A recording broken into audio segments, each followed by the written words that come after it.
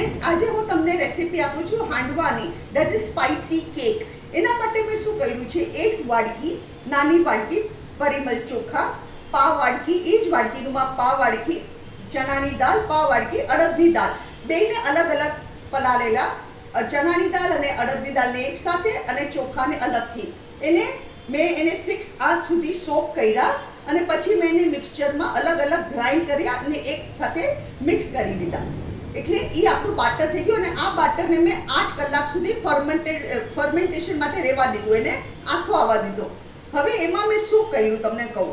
એમાં મેં 1 ટેબલસ્પૂન ભરીને ખાટા કેરીનો સંભાર. આ રેસીપી તમને ક્યાંય નહીં મળે, આ મારી મમ્મીની રેસીપી છે, એમાં 83-year-old મધરની રેસીપી છે.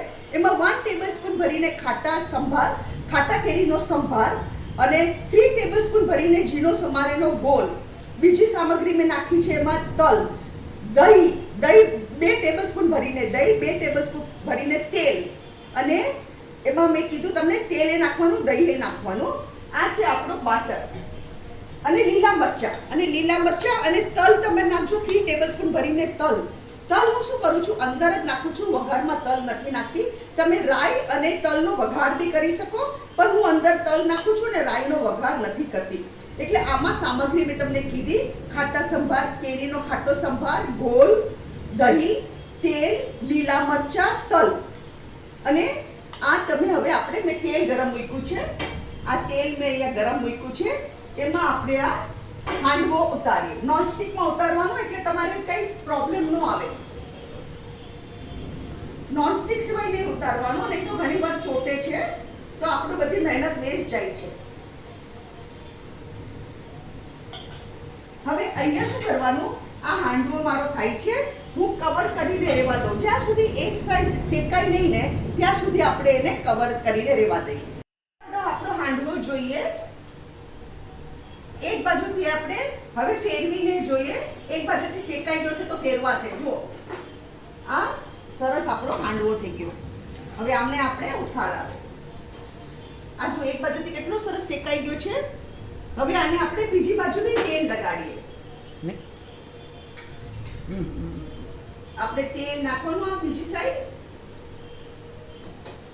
અને આને આ છે ને પહેલા હાંડવાને આપણે વાર લાગે, પહેલા હાંડવાને ઓલવેઝ વાર લાગે, પછી છે ને ફટાફટ બીજા બધા હાંડવા ઉતરવા મળશે, કારણ કે પહેલી વાર આપણી લોઢી આપણે એટલું નોનસ્ટિક ગરમ ન થયું હોય.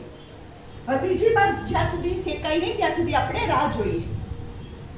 આપણે હવે જોઈએ બીજી બાજુ બી શેકાઈ ગયું છે.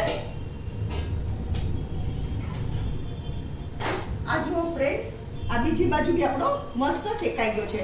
હવે આપણે આપણી પ્લેટિંગ તૈયાર કરીએ.